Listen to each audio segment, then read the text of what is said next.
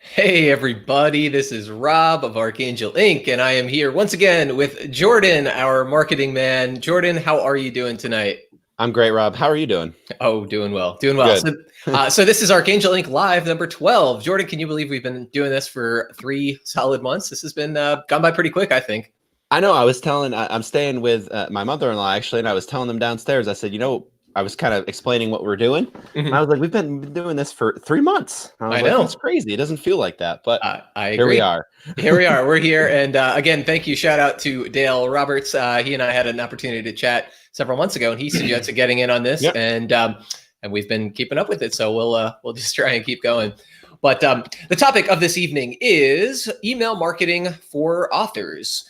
Book strategies and tips to use email marketing, how to use email marketing to broaden and deepen your relationship with your audience, to build your tribe, to expand your platform, to generate more revenue, all of those good ideas. And it's something that I personally was kind of reluctant to do. I mean, I had an email list, and we kind of initially used it just as a way to generate, or let's see, it was a way to keep track of the people who had gone through this Archangel Inc. self-publishing series. But it can potentially be a lot more. And that's something that we've focused on over the last year, a couple of years or so. And I think it's something that a lot of authors really ought to think about. If they're not already doing it, then this is the video for them. Hopefully, we're going to give you an intro onto what it is, how to use it, what are some of the options out there, and cover some of that whole arena. Any thoughts on that to start off with, Jordan? No, I think you raised probably the most important question about email lists in general. Should we still be focusing on email? Is it still something that is worthwhile to business? And from all that we have seen personally, yes. From all that we are still hearing from other authors, from other business folks, from other entrepreneurs, yes, email marketing still is alive, and it's still one of the best ways to have individual conversations with your people. Right. So I think as far as first things to address, I think that's just important, because I think a lot of people out there wonder, is that really something I need to add to my plate? And we get that. There's always more things. Do you want to be on Facebook? Do you want to be on Instagram? Do you want to be on all these things? Well, as far as importance, definitely, if you want to engage and build an audience that you're having a conversation with, email list is the way to go. Yeah, arguably one of the best arguments in favor of an email list is security. There are authors who have maybe through some shady practices, or sometimes through no fault of their own, really, been kicked off of their platform. People who lose their Amazon accounts. I mean, we talked several live videos ago about people who are putting up no content books and putting out too many, or getting their accounts flagged, or maybe doing things that they shouldn't be doing in terms of review gathering or review swaps or that kind of thing.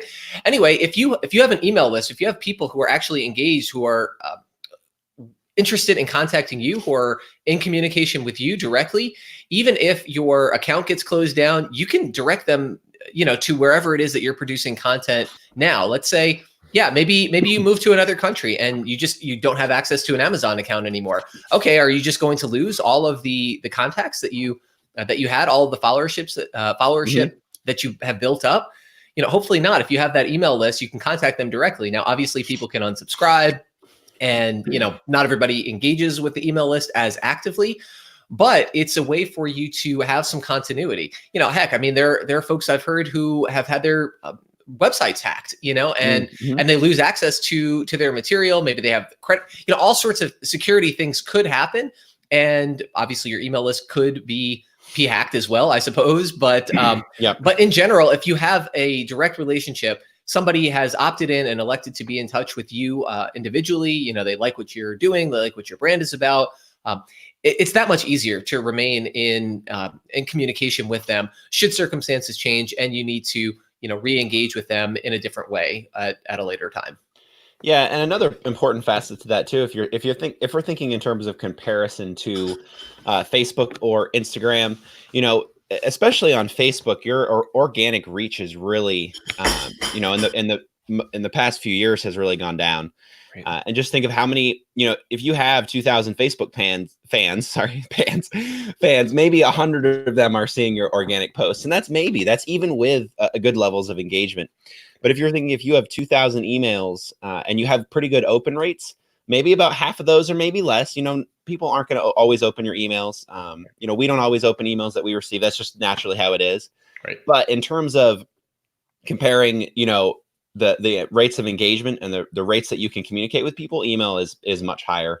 Yep. You can always follow up with people as well. Hey, if you have something really important to say, if you have a deal that's coming up and you're like, I really want you to get this, right, you can send people an additional email. You can't really do that on a social media platform. If people aren't going to be liking your posts and paying attention to you and engaging with you, they may not see what you have to offer, right. But they may not necessarily unsubscribe either. They may just be a like. That's just as far as, counts go, you're going to have a lot less on that platform. So just, again, another reason for email marketing. Yeah, I think that's a really good point. Just the differential engagement rate and the open rate.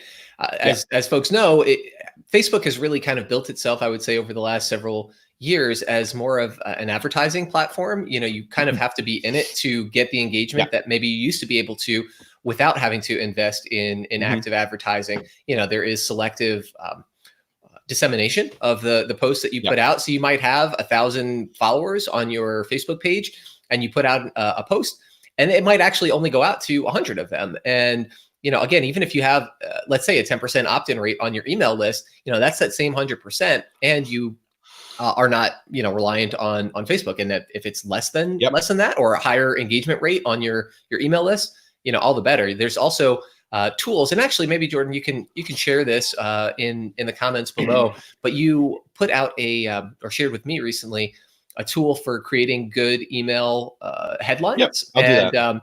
I thought that was pretty cool because there are ways that you can work to manipulate that percentage to your advantage when you're doing email marketing, as opposed to Facebook. Facebook has their own largely opaque way of determining who sees your posts and who doesn't. And so there's no guarantee that you can title it in a different way and it's going to increase engagement. It may not. At least with email marketing, potentially there is more leverage that you have there, more agency in communicating with the people that you're trying to reach in your list. Yeah, that's a great point. I will definitely link out to that. I remember I was geeking out about that and I got to share this with Rob and Christy. You guys were like, cool, thanks, Jordan. Hey, Jordan, that's great. I'm so happy that you love this. Yeah, you're glad that you enjoyed that. But anyway, I'll link to it because it's super cool. You get to kind of experiment with different subject lines, and it makes a huge difference in terms of open rate. I've already seen applying, some of this knowledge and some of the research I've done recently to some of my emails. I've seen the difference. Right. My emails and Archangel Link emails, the things that we've seen, we're all vying for attention. And I think this really is, and if you talk about marketing, and marketing is an attention getting, and it's not in a way that you're trying to spam people, but, just the way to stand out, to be really short and say, hey, this is what my email is about. People don't want to look at an email line and have to think about why they should open it. It should be very clear to them why you should open their emails. So it's just a cool tool. We'll link to it. It's a tool by CoSchedule. It's email subject line analyzer. They also have a headline analyzer as well that we use quite frequently for our sales copy and all that stuff as well. Yeah. And I'll put a link to that up too, because I love both of those tools.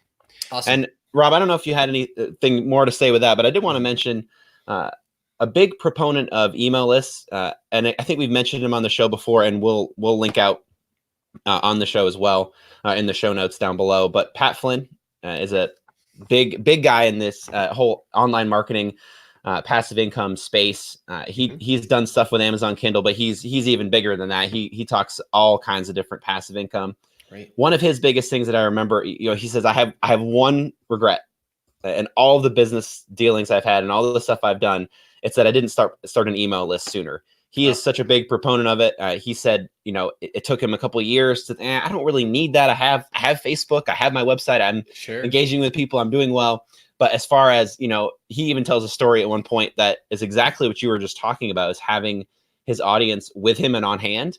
I think his website went down or was hacked or something, and he was like, oh, I wouldn't have had a way to communicate with these people had I not started my email list. So it was a cool story of, even though something bad was going on, he was still able to communicate and share with people what's been going on. Right. And if he had shared that on Facebook, most of his people probably wouldn't have seen that, even if they were readily engaged. So just another reason to, as far as things that you have, business assets, an email list is just huge. And you don't have to start and gather, hundreds of email addresses, in the next couple days. That's not what we're saying. You got to start at some point. But, hopefully by now we've at least wet the whistle as far as, getting your attention and saying, hey, if you don't ever have this, haven't already been thinking about this, definitely start. So cool. Awesome. Okay. So to summarize benefits, it allows you to have some additional technological security and platform security. It allows you to potentially tweak things and increase the engagement compared to other platforms that you do not control. And it is do we cover anything else? I think mainly the security and the engagement part. And I would say also kind of along that headline, building good, headlines and email subject lines, it helps you with your writing. It helps you with your marketing in general, that kind of tool. It gives you an opportunity to see in largely real time. Okay, I sent out this headline and I got this kind of opt-in rate. You can split test potentially and see if people click through more persuasively or more consistently with different strategies and tactics. And it just gives you good real-time feedback in a way that you may not be able to get on other platforms, even including Amazon or, actual sales channels. So, okay, let's say I'm an author. I decide, okay, fine, Jordan, Rob, I'll get on an email list. I'll start doing this. What's my first step? What am I going to do? There's a bunch of different email list providers out there. I mean, is my list small enough? Should I actually just be manually typing and pasting, copying from an Excel spreadsheet? Short answer, no. But what am I doing? Like, I'm totally green. Assume I don't know anything. How would you advise me? Yeah. Most people, when they're starting out, will start on a platform like MailChimp. As far as I know right now, MailChimp is just an email service platform that sends your emails for you, even though they send your emails from your address. It's basically like this management. They make sure everything is compliant as far as GDPR and spam and all of that. And that's why. So go ahead, Rob. I was going to say, what is GDPR? If you can speak on that. So GDPR, I don't actually remember what it stands for. I just remember that the anagram there, but it's basically, it's a privacy act. So it's one of those things that you just have to be wary of and be careful of as far as your website goes, as far as how we're storing data. Because if you think about it, if you have an email list, you have someone's actual name and email. Even though that's all the information you have, you're still storing that information that a client or a prospective client gave to you. So it's just as far as security goes. I don't know the ins and outs. I know we about a year ago. I think was when it came out, and there was definitely a lot more going on there. We made sure that Archangel Link and all that was GDPR compliant. But I just mentioned that as far as, if you're thinking about, that's why you don't want to do it on an Excel spreadsheet or anything like that. You don't want it to be this, hey, I have an email list, but I may not be following all of these guidelines. Right. And these platforms, these systems kind of check things for you. There's a spam check that goes out for most of them. It just tells you whether your email is going to hopefully not wind up in spam or not. So it's kind of just gives you a little basis of understanding all of that when you don't really have to worry about all that to begin with. But you definitely need to go beyond just having an email list on a Word doc. Right. Got it. Okay. And so just for reference, GDPR, General Data Protection Regulation, and it is developed in the EU, and it effectively is kind of spread over all of the internet, I would say, at least the English speaking world, the United States. Most companies have dealings. If they're a web-based business, they'll have dealings with the EU. And so generally lots of folks in our position, or even smaller folks who are just getting started out, it is in your interest to just take a look at it, do your basic checks, and make sure that you are working within it and not exposing yourself to any potential legal liability, for the way that you handle and store data. Even again, just email addresses and names that people opt into. There are parameters that you're expected to follow, and email lists will help with a lot of that. They've got a legal team and a technological team designed to make sure that folks are in compliance with as little headache and hassle as possible. So one good reason to consider signing up for one, even if it is a free or low cost option. Yeah, and I'll back up too and just give a little bit more of a bird's eye view as far as email lists in general. So really the whole idea, we talked about engagement and communicating with people.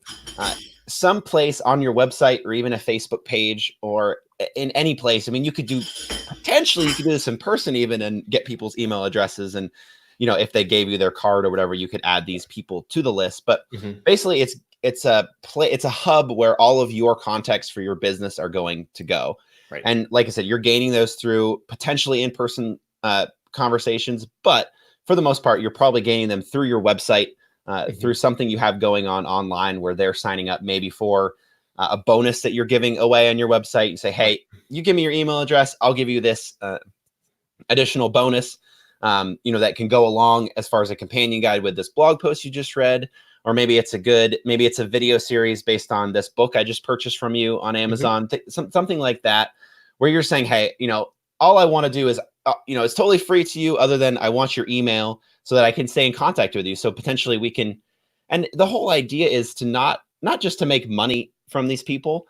Right. I think that was my, and not to get too deep here, but that was my shift, when I first was starting email lists, I was like, okay, cool. I have people that I can sell stuff to.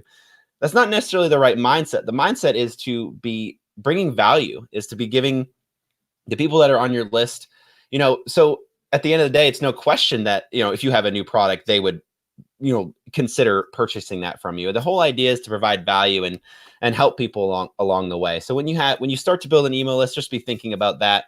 Be thinking about the fact that when you're emailing people and engaging with them and communicating, you're always just trying to help them with whatever problem, you're solving in your business. Right. And just communicating that, as clearly and effectively as you can. We're all learning, we're all growing. Like Rob said before, these, email subject line tests are super cool because it gives you that insight. Okay, I can do this a little bit better. And then you go and try it. And then you see how it works. And you take little nuggets from there and say, okay, maybe next time I can do it even better. Maybe down the line, I don't need to use this test anymore. Maybe I can just come up with emails on the fly. And then eventually you can even do that for businesses and for people. So it's all learning and it's all growing and it's all fun. Yeah. It gives you a good intuitive sense of what works and what doesn't. That's part of how we developed the, a lot of the initial keyword, research and category research and that kind of thing. When we first started out with Archangel Inc., it was by kind of seeing and observing what worked and what didn't work, and then tweaking and adjusting. Obviously, now there are really good tools out there which can help speed up that process or accelerate that process. But it can be very, very helpful to do that and learn and advance your own development and skills in the arena that you're trying to work on. So cool. I think that was. That's a really good point. Cool. Yeah. And I know we've already mentioned MailChimp as one option. I think it's important to consider your different options because if you choose one in the beginning, yes, you can switch. And I actually did this myself. I switched my email list because I wasn't a huge fan of the one I was on, and I just wanted to try a different one. And it was a little bit difficult to switch. So I think do your research and pick one that you're going to stick with, for the length of time. Don't necessarily just pick it because it's free. We mentioned MailChimp because at least from what I remember, they're free up until their first 2,000 subscribers. Now that may be different now. That's just what I remember from before. So don't quote me on that for sure, but I believe they're still free. We recommended MailChimp to people before who were looking for a free option. Here at Archangel Inc., we use ActiveCampaign. That's a very popular one. I personally, for my email list, I use ConvertKit. I like both these options. I think they're very good. They're both very different in what they can provide and the display and how everything works. But just pick, do your research, look at different, how it works, look at, videos, images of people using the things and say, hey, would I like that interface? I think really, for the most part, for a beginner, they're all going to be pretty similar.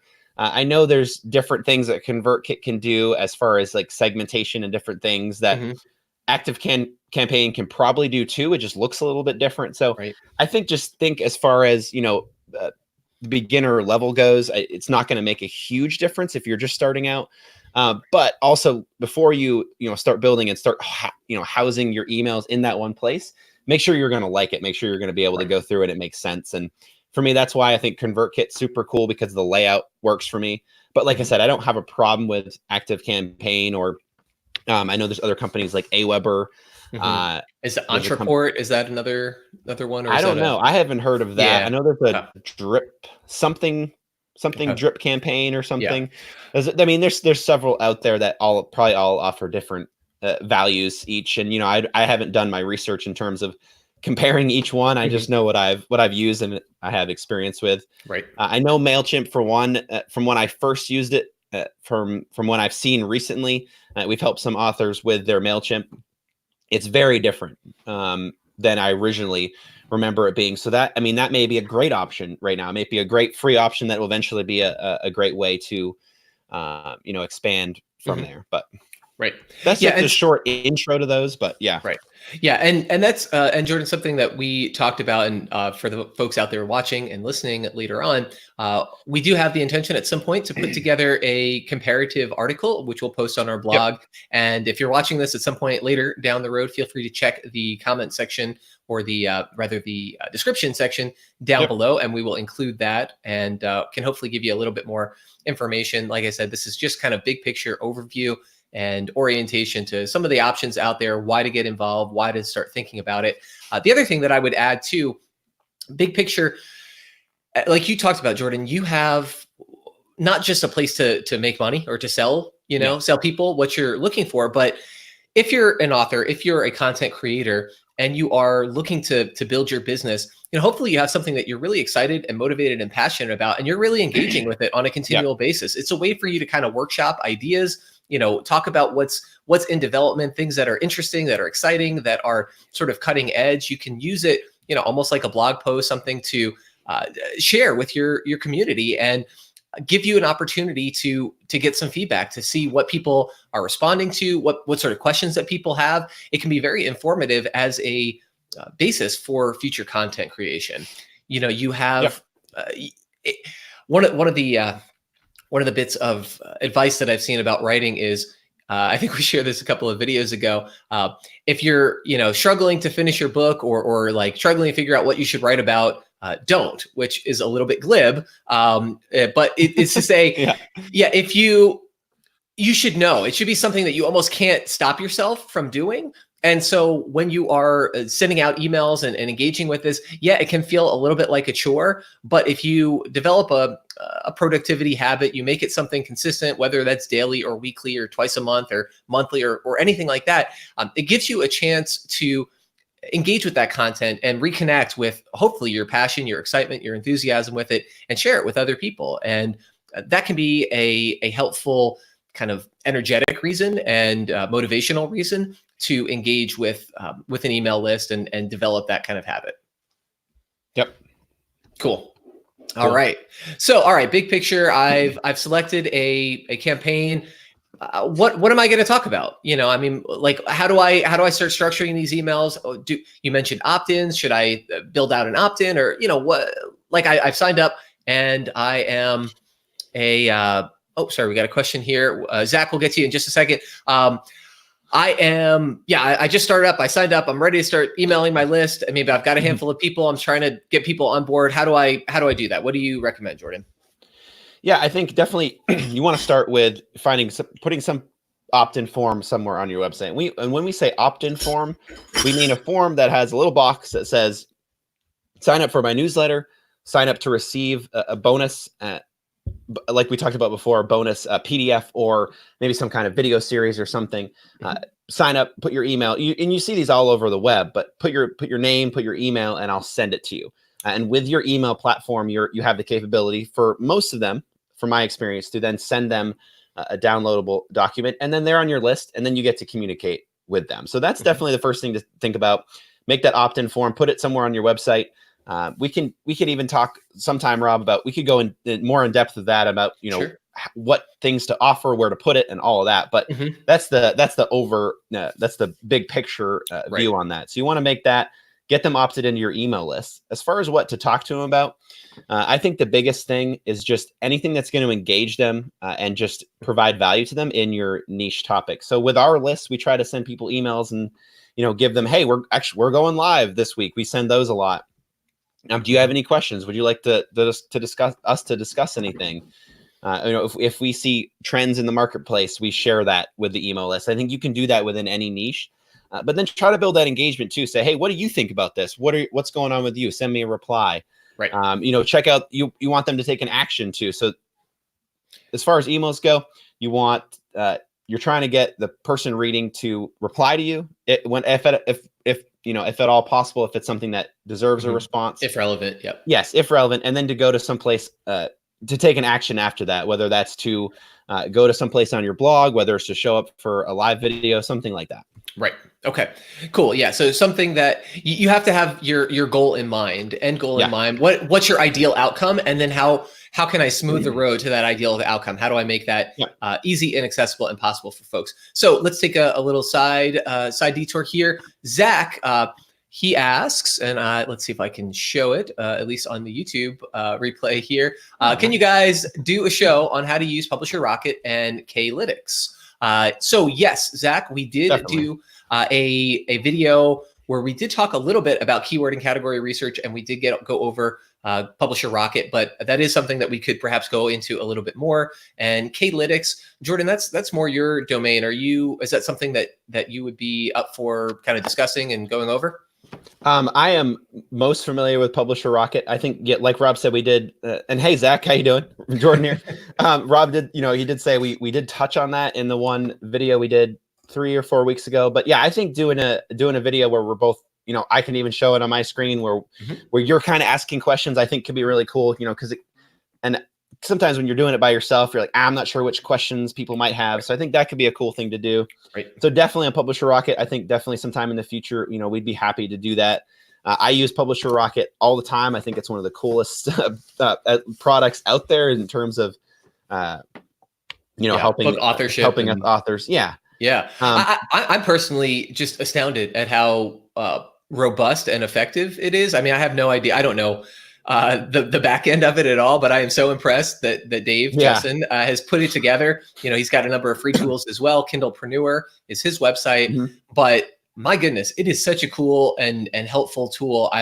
Whoever the software team was that came up with it, kudos to you. Many thanks. Definitely a valuable and worthwhile resource, I would say, if you are a self-publisher, if you're an author and looking to learn more about your arena, about the genre that you exist in, about keywords, categories, figuring out how to maximize your input or your impact on your chosen platform. It's just very cool. So good question, Zach, and something that we can bookmark and perhaps address at a video down the road. Yeah, and I think it's just a really cool program because I think Dave I think he built it originally with a programmer and then he's worked on it ever since. I know he responds personally to customer service emails that I've had things before where I've had questions and then right away I get a response and it's like, hey Jordan, it's Dave here. Like, whoa, and that he's invested, he's in it, and I think it works so robustly, Rob, because he's constantly building upgrades. He's constantly monitoring it because anything that's with Amazon, I know people, a lot of programs for Amazon we don't recommend because for the most part we've had maybe negative experiences. That's not the right word, but just the fact that Amazon changes so often, it's hard to get a program that's in any way connected with it to continually work. And Publisher Rocket works because Dave and the team are on it and they're making changes and they make sure it's a program that's going to work. And as far as K-Lytics goes, that's something we'd have to look into. I'm not super familiar with that, but I'm game for looking at different tools, and who knows, you may have just given me a fun side project. Cool. Right on. Awesome. Yeah. Thank you, Zach, for dropping in. We appreciate the comment and the check-in here. So, okay. Anything else on email marketing? Okay. We're talking about engagement. We'll summarize that. Basically, you want to have a target in mind, something that you want them to do, whether that's, as simple as replying to your email. Hey, I'm listening to you and thanks for writing, or hey, I'm doing this cool thing for the holidays, or this is my new book topic, or what do you think about, this book marketing strategy, anything like that.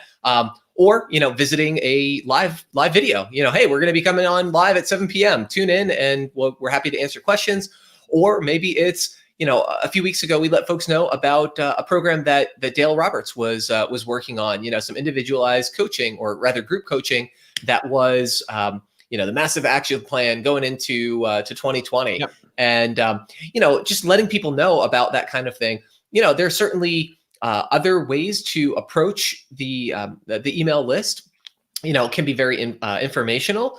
But I would say those sorts of informational, content heavy things are perhaps worth putting into some sort of series, something that you can do. So I'll give two examples. The first example is the Archangel Inc. self-publishing series, which we put together as a way to help people get to know us, to give a shared vernacular when people have the free consultations that we offer. Hey, just check this out before you get on here, and hopefully it'll answer some of your questions and maybe help you come up with some other ones. It helps deepen the opportunity to really get the most out of that conversation. Yep. When we do it in real time.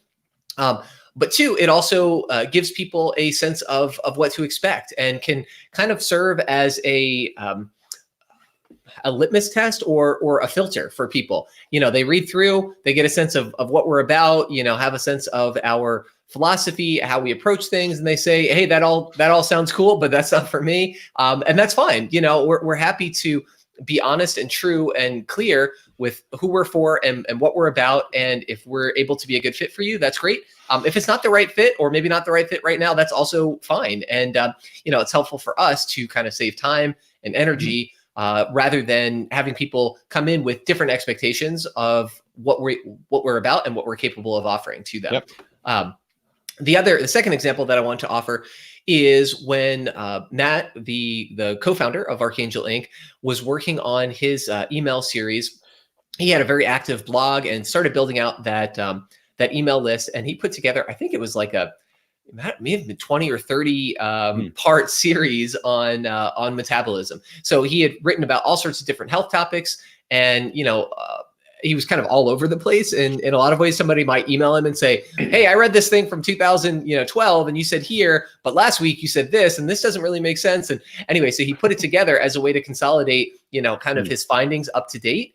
And it did allow him an opportunity to kind of sell some of his books and the information that was a little bit deeper. But, just as a way for him to get everybody up to speed, so that if they wanted to just become regular blog readers, they kind of know where he's at, where he came from. And that could be really helpful and useful as well when you are putting this email series together. If you are a thought leader, if you have original work, original content that you're putting out, you're investigating and learning new things, it's a way to potentially help consolidate those findings and orient people so that they are able to become a part of your community, in this case on his blog. So that was another, I think, cool and effective way to utilize that email campaign. And it gave him another avenue to create content and provide additional value.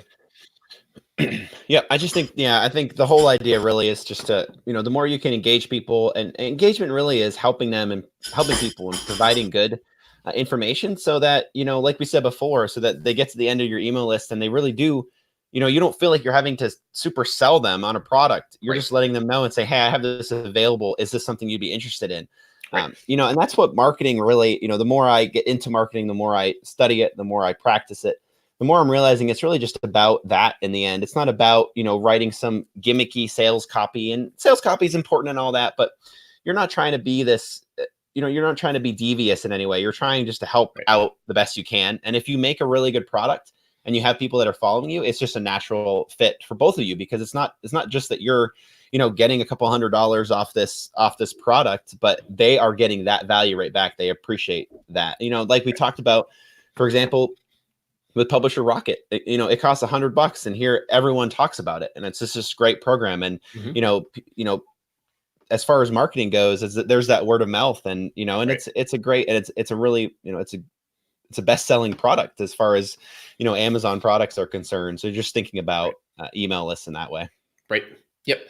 Yeah. No, I think that's all good and helpful. It kind of reminds me, just that attitude and that mindset shift of it's not just about the bottom line. I mean, you want to be thinking about that, and it's important to kind of put in the work, but you have to find some sort of balance and hopefully come to a place where you are, you're sustaining yourself and you're able to really engage on that authentic level, and that people are able to support you, from a place of just wanting to do that. They're not being, their arms aren't being twisted. They're not being coerced. They're not being, kind of forced to do it.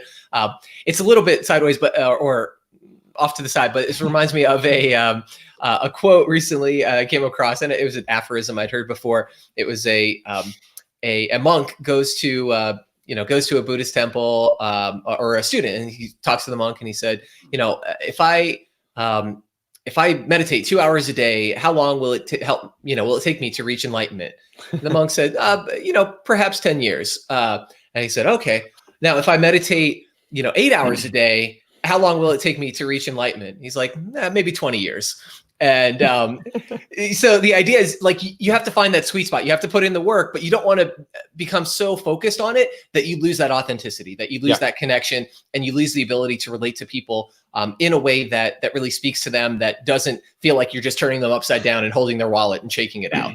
So, it's a for some people, it can be a real struggle to figure that out. Some people like myself, struggle with marketing in general, and trying to sell yourself, and being bold enough to kind of talk about what you do and what sort of value that you can offer. Other people, are the sort of stereotype of the used car salesman, and they're slimy, and you don't trust anything that they say. You think that they're just going to take advantage of you. You don't want to display any weakness lest they have somewhere to kind of dig their fangs in.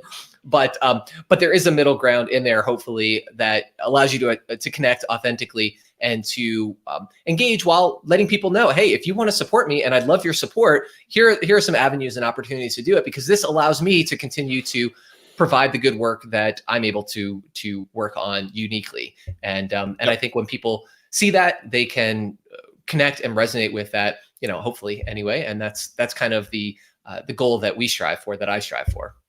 Yeah, and I think, at the end of the day, people want to spend money on quality products. I mean, there are freebie seekers and people that want only your free stuff, and that's all they're ever going to get from you, and that's fine.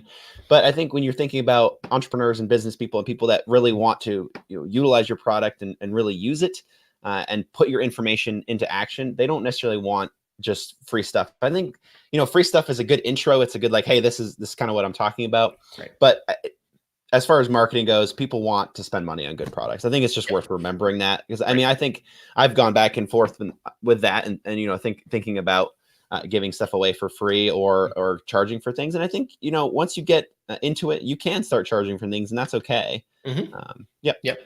I agree. Okay, cool. So was there anything else that you wanted to cover on the topic of email marketing? No, that's it. I like we did a bird's eye view of that and approach to that. I think there's probably more questions. If you do take this video and you start diving into it, definitely reach out to us and ask us anything. We're happy to help you as best we can. It's hard to cover all those little details, but as far as big picture, what you're thinking about, definitely go and start an email list if you haven't already. If you already started your email list and you're an author, we talked about before, a really good book that I recommend is, it's either Ninja Newsletter or Newsletter Ninja. I never can remember which one it is, but we'll link to that. We'll put the right title in the description on here. Check that out. It's definitely a good read, as far as, the whole idea of, if you're an author, are you emailing your people to try to sell your books, or are you emailing people to try to engage with them? It was a good mindset shift for me. And I recommend every author read that book or a book like it. Yep. Cool. Awesome. Yeah. So again, it's just kind of big picture, and we covered a handful of different things. We didn't dive too deeply, but if there is interest in this topic, if you want us to research a little bit more, that's something that we're open to doing, and hopefully able to assist with. One of the advantages, for example, to our free consultations is, even if you don't have any intention of working with us, we have enough of a basis in the publishing arena, the self-publishing arena, to kind of direct you to the right way. So we can orient you and point you in a direction that's going to be helpful. There's lots of information out there. So finding somebody who has a little bit of background and experience with it, can be really, really constructive in doing your own research and magnifying and amplifying your own efforts. And we're happy to do that on email marketing if there is future interest on the topic. So. Yep. I think with that, everybody join us next week at a time to be determined, but we will be back and we'll be talking about something self-publishing related. But Jordan, thanks for joining. Everybody, thanks for tuning in, and we will see you folks next time. Have a good night, everybody. See you guys.